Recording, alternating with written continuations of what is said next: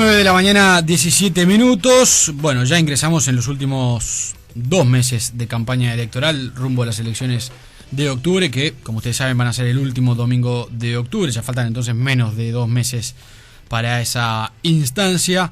Los candidatos, bueno, van buscando un perfil o reacomodar su perfil en este momento, cuando ya quedan pocas chances para cometer errores y pocas chances para cambiar la elección.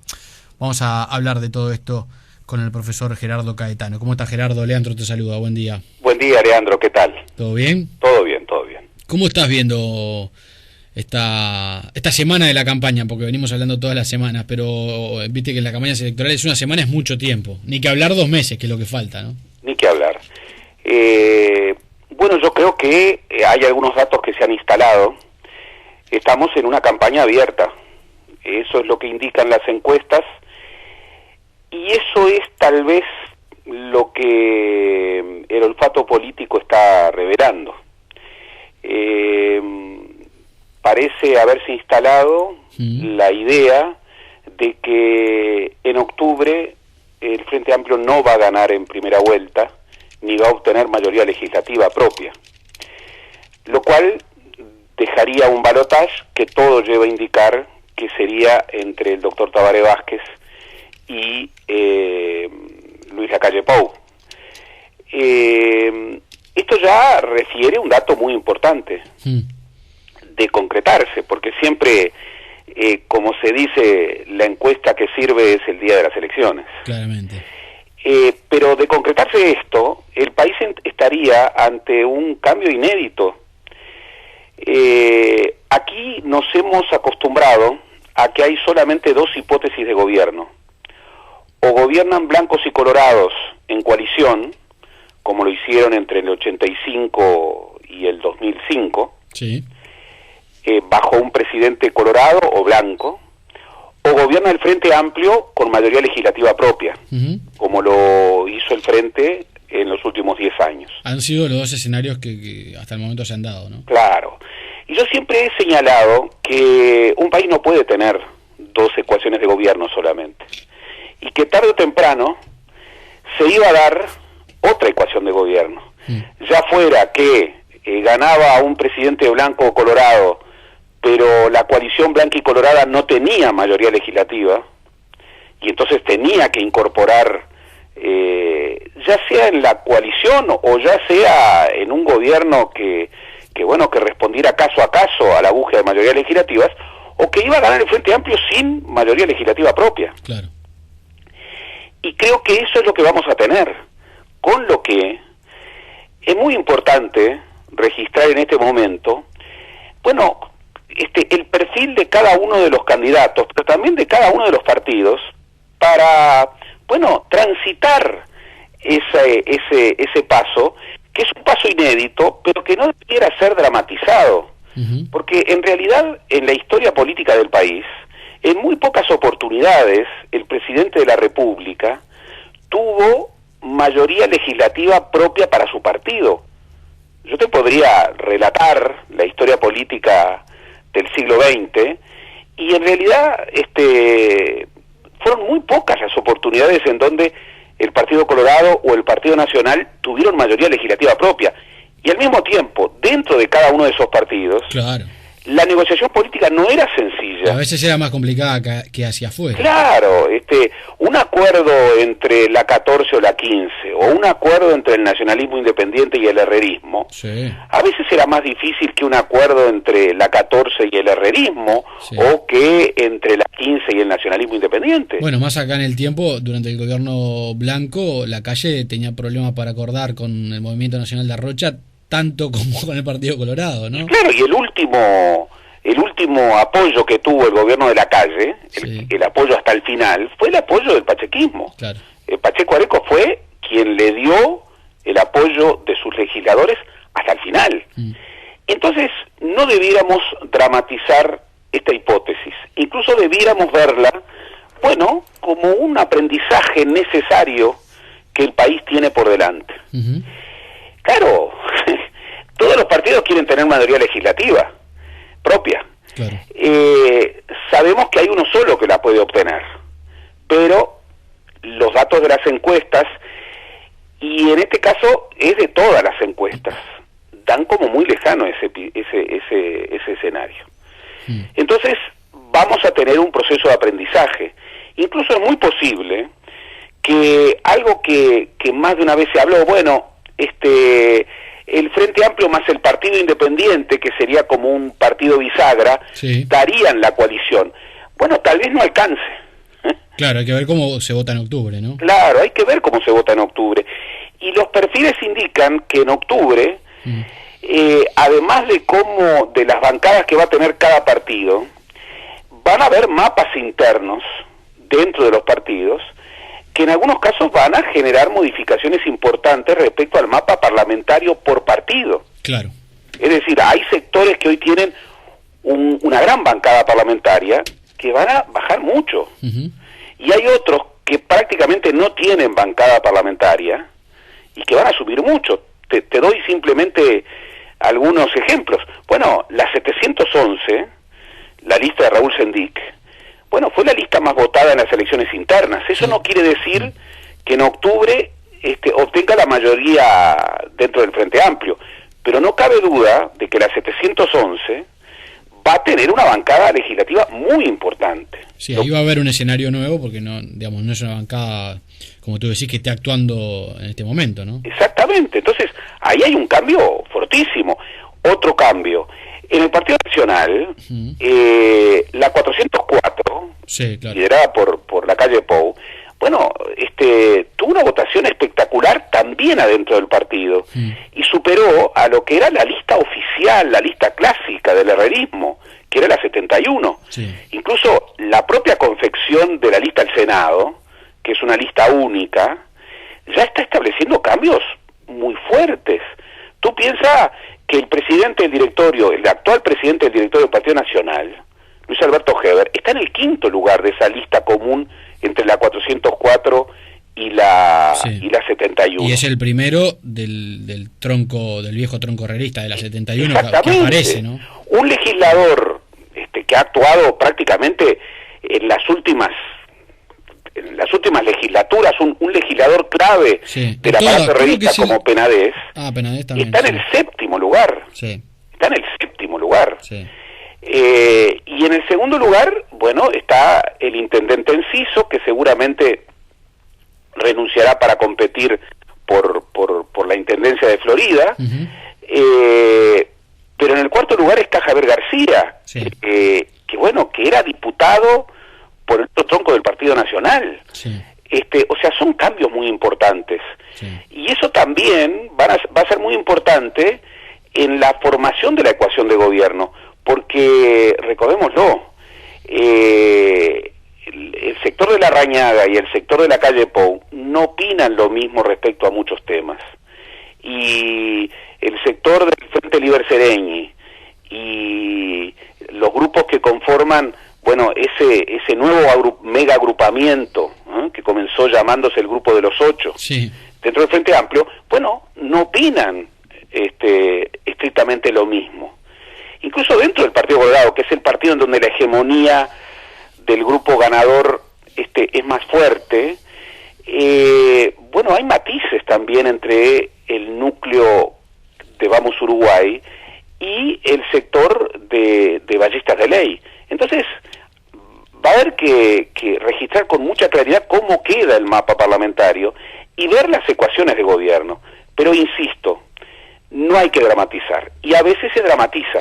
Ahora, es interesante el escenario que planteas, entonces te quiero preguntar, la estrategia del Frente Amplio, ahora la actual estrategia, donde sigue haciendo mucho énfasis en que el Frente Amplio necesita mayoría parlamentaria para gobernar y para cumplir con su programa, ¿no es una estrategia que debería revisarse de cara a un escenario en el cual, si no consigue eso en octubre, va a tener que cambiar el discurso en noviembre y presentarse como un partido que pueda hacer acuerdos para cumplir de todas maneras con sus promesas, con su programa? Yo creo que hemos presenciado en esta semana el inicio de un cambio de estrategia dentro del Frente Amplio. A ver. Yo creo que la estrategia frente amplista hasta la semana pasada, adolecía de un problema muy importante, que era una estrategia orientada, obviamente no en forma deliberada, pero en los hechos, a convencer a los convencidos, claro, a movilizar a los militantes frente amplistas. Y dejaba de lado dos núcleos que el Frente Amplio necesita de cualquier manera para aspirar a votar de la mejor manera. El primer núcleo, los descontentos, y lo digo en plural, los descontentos.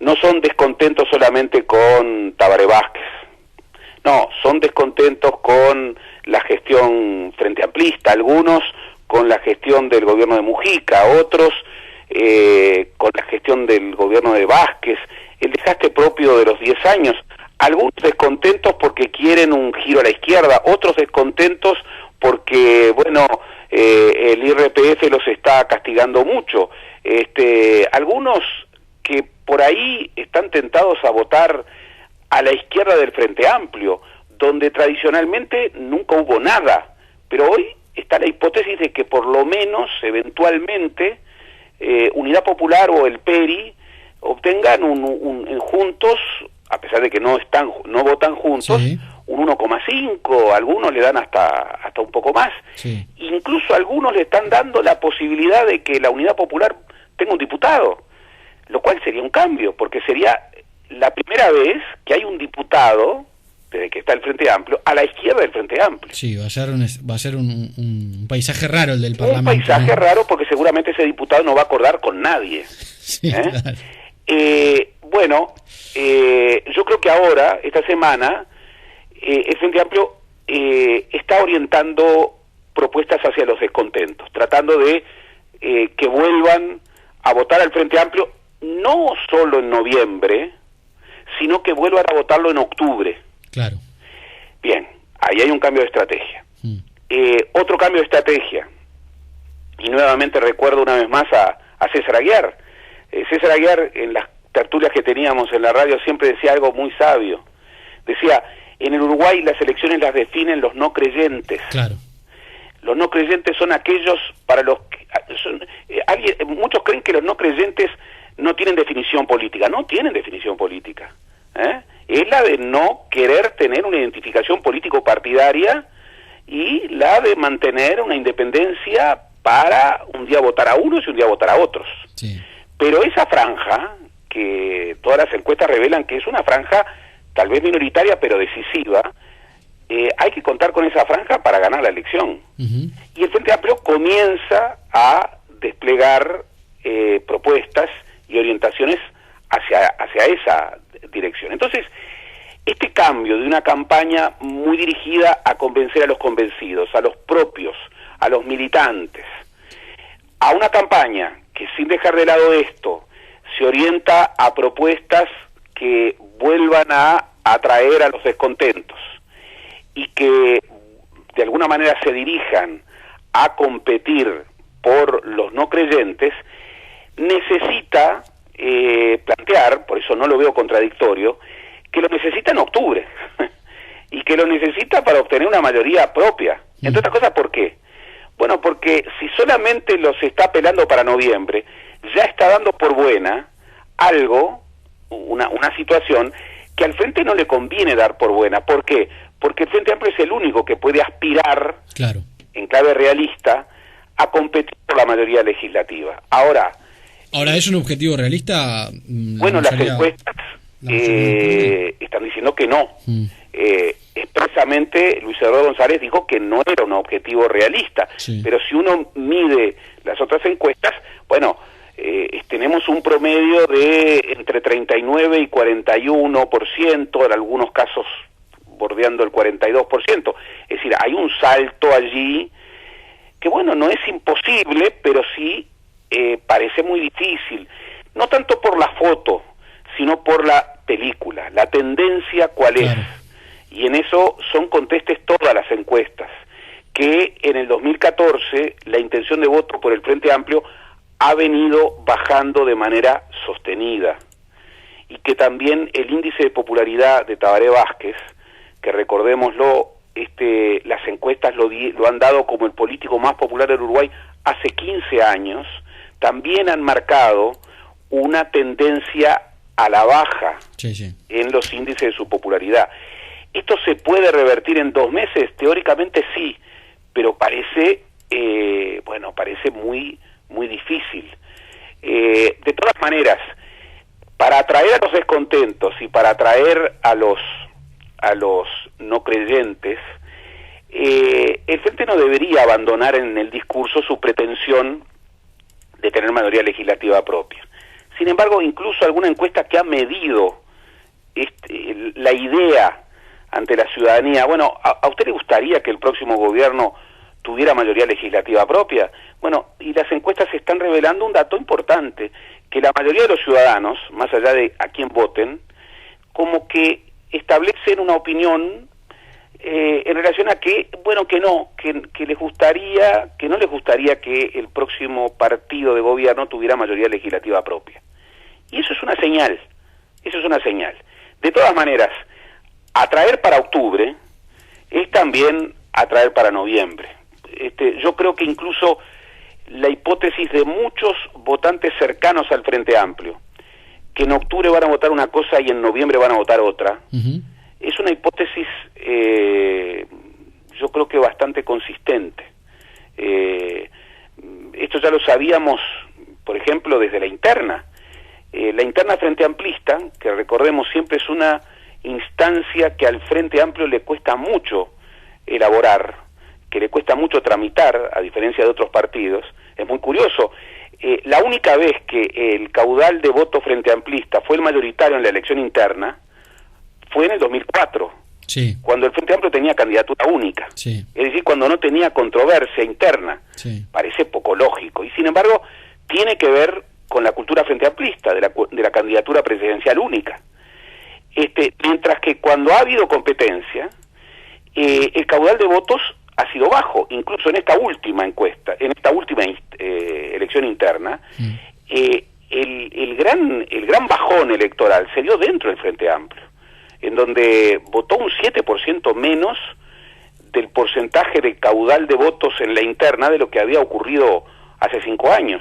Y hubo una interna muy dura, en donde incluso muchos de aquellos de los un poco más de 50.000 votantes de Constanza Moreira, decían que votaban a Constanza Moreira, pero que si triunfaba Tabaré Vázquez, en octubre por lo menos, no votarían adentro del Frente Amplio. Bueno, esto está hablando de una campaña, de una competencia interna, en donde, bueno, Constanza Moreira canalizó los descontentos, y habían ciertos descontentos que, bueno, que eran muy fuertes, tan fuertes que planteaban esta hipótesis. Bueno, el Frente Amplio tiene que jugar con esto. Yo, donde también advierto un cambio de estrategia, es en el Partido Colorado. Ahora, antes de ir al Partido Colorado, Gerardo, una más sobre el Frente. Quizás de manera un poco arriesgada, incluso Tabaré Vázquez, pero también otros dirigentes, han calificado más de una vez a el Frente Amplio o la derecha. Y particularmente Vázquez ha señalado al Partido Independiente como parte de la derecha, de la oposición a este gobierno y de la derecha. Eso en un escenario de acuerdos que pueda darse si hay balotaje. ¿No es un antecedente complicado luego para justificar un acuerdo electoral?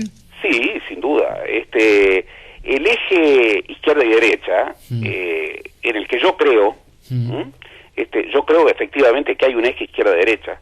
Y tiendo a pensar, esto en general es un pensamiento que en realidad está validado en muchos estudios de opinión a nivel mundial, que el eje izquierda-derecha es un eje móvil, no quiere decir siempre lo mismo, pero que quien tiende a dudar de la pertinencia del eje de izquierda-derecha es de derecha, porque la derecha generalmente niega que haya izquierda y derecha.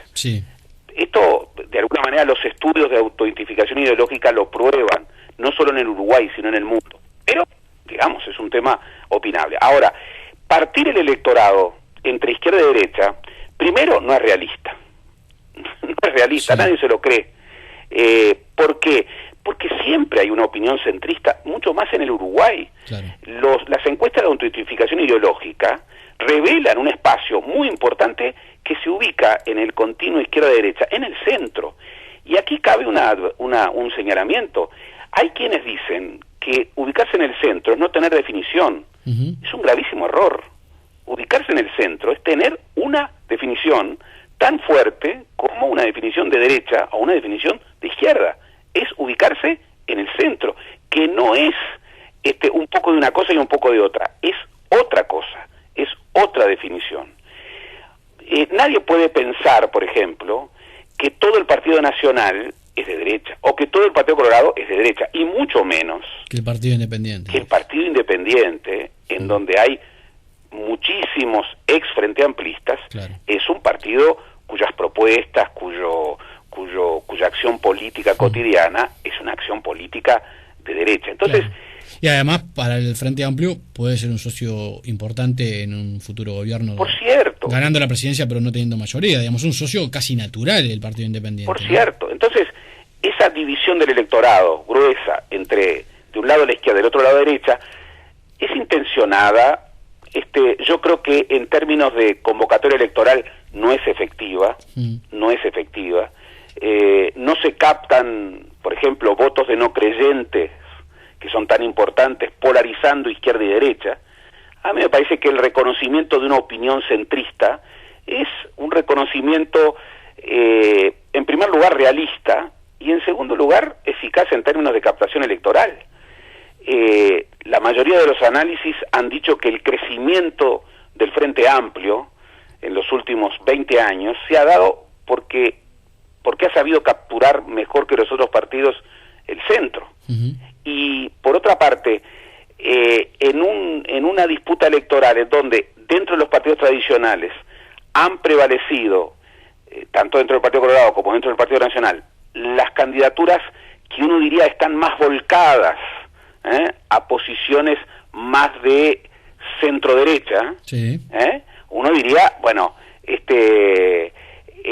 empujar a los wilsonistas que están atrás de Larrañaga, o empujar a los vallistas que están atrás de Amorín Valle a posiciones de derecha, realmente no es buena estrategia para competir, claro, por sus votos. Entonces, yo creo que efectivamente más allá de que se explique en el combate electoral, sí, creo que en términos de negociación política y aún en términos de competencia política, la partición en dos no es buena cosa. En primer lugar, porque no es realista.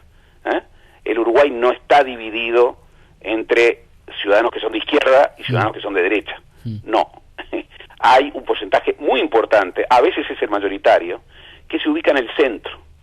Tú sabes cómo se hace la encuesta de autoidentificación ideológica. Sí. Se le da al ciudadano un listado de números, en donde hay un número que es la derecha pura y hay otro número que es la izquierda pura. Sí. Y de allí hay 1, 2, 3, 4, 5, 6, 7. Una escala y uno tiene que elegir. Y uno se ubica donde dice. Sí. Bueno, el que se ubica en la mitad de la escala, sí, se ubica en el centro. Y vuelvo a repetir porque es un error frecuente. El centro no es la postura de los que no se definen, es otra definición. Claro. Me decía Gerardo que ves también un cambio de estrategia electoral en el Partido Colorado. Y sin duda, entre otras cosas porque el Partido Colorado está en una situación compleja. Muy compleja. Aquí la victoria inesperada de la calle Pou, digo inesperada porque no la marcaban las encuestas y tampoco la tenían en cuenta como posibilidad, como hipótesis central, los otros partidos.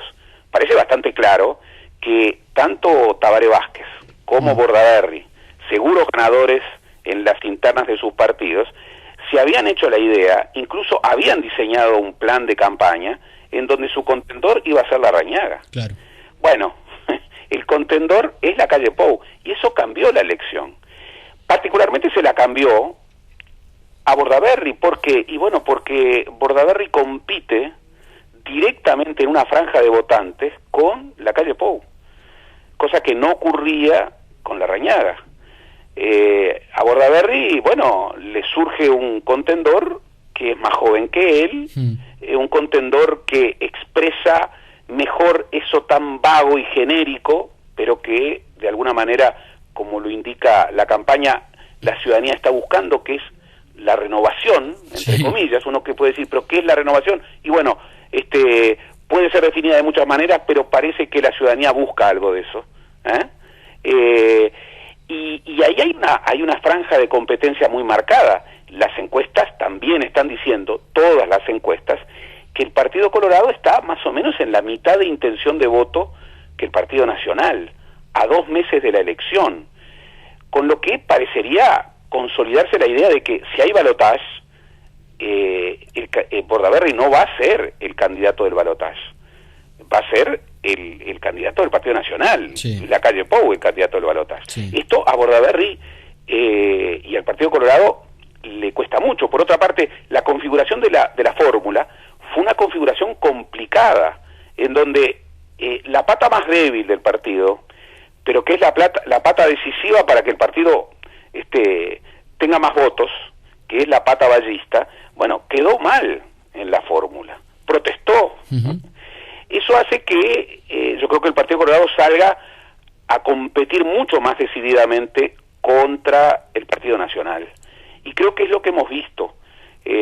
Bordaberry, primero, reafirma sus propuestas. Ha terminado de elaborar, en relación a todo el partido, un programa de gobierno muy consistente, muy denso. Yo no sé si tú lo has visto. Sí, un documento de más de 300 páginas. Un documento muy importante, un documento donde hay una elaboración, uno podrá estar de acuerdo, más de acuerdo, o en desacuerdo, o en menos acuerdo, pero allí hay una elaboración muy trabajada, con propuestas, explicando cuánto cuesta cada iniciativa, qué costo tendría. Exactamente.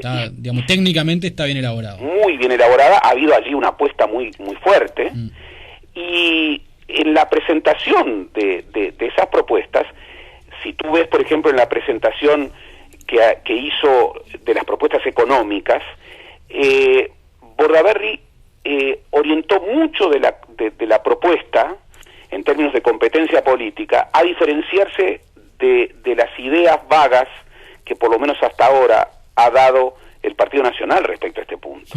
Y ha tratado de mostrar, el otro día era muy impresionante, él ha dicho que no va a cometer lo que él entiende como la soberbia de indicar cuál va a ser su ministro de Economía.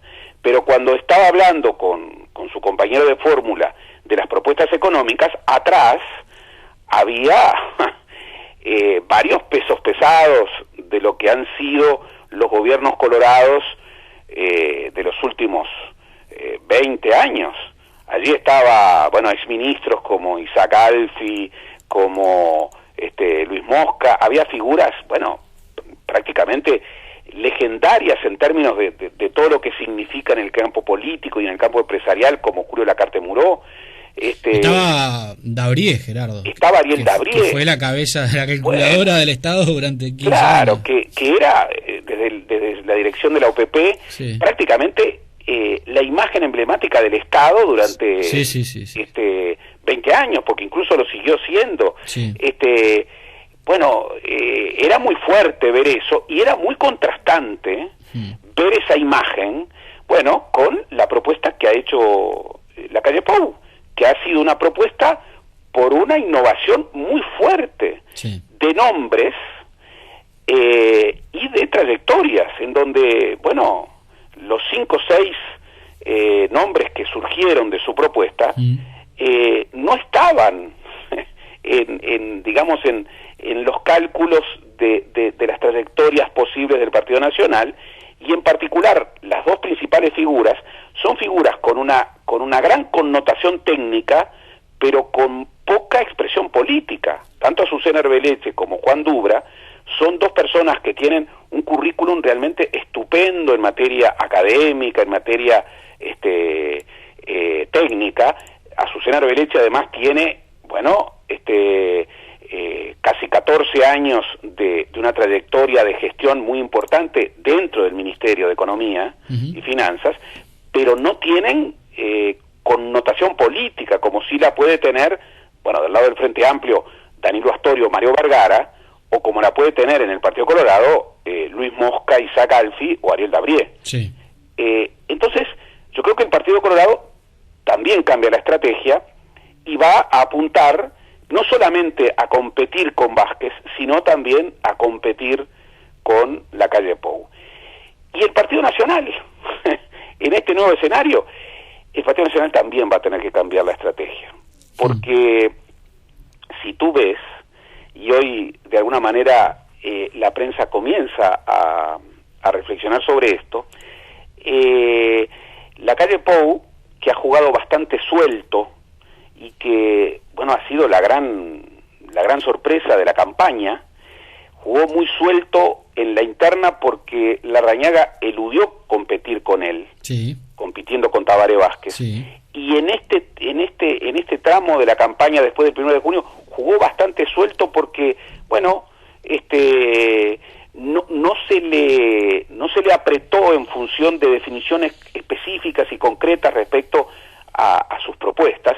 Bueno, si tú lo ves, en las últimas 2 semanas, la calle Pou comienza a ser asediado. Sí, lo que pasa es que ahí hubo un cambio también muy notorio y fue que el PIT-CNT ingresó a la campaña electoral de manera, digamos, ya no en lo discursivo, sino, por ejemplo, a través de propaganda política en los medios de comunicación. Ni que hablar. Que aparte que es el único que lo puede hacer, o por lo menos el único que lo puede hacer sin violar la ley, ¿no? Porque los partidos no lo pueden hacer. Claro, pero ha sido muy fuerte. Bueno, primero la aparición del PIT-CNT como un actor, incluso como un actor que hace especial hincapié en declaraciones de la calle Pou, que no fueron en sus actos, sino que fueron declaraciones en esa interpelación más difícil de administrar, que son las respuestas ante preguntas de periodistas. Sí, claro.